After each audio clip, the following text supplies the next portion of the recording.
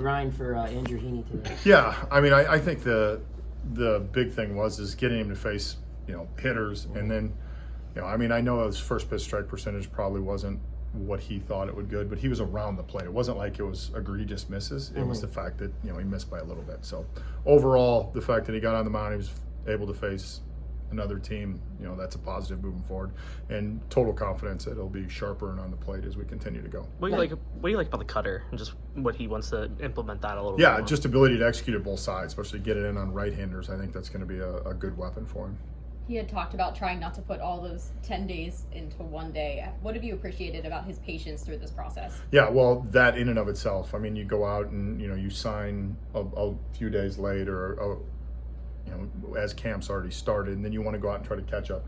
He went out, he threw his pitches, he didn't overthrow, he missed by a little bit, but overall, just happy to watch him pitch.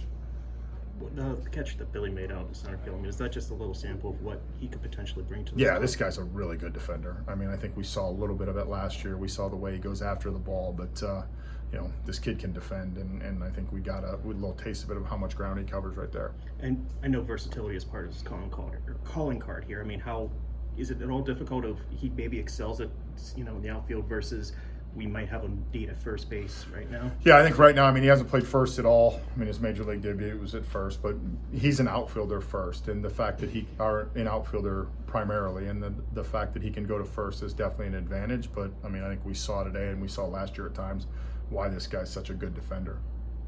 What do you make of G1 Bay today, getting a taste of what his offensive improvements are? Yeah, I mean, he's worked really hard in the offseason. I mean, we've talked about it at different times, but he continues to have good at-bats. He continues to stay.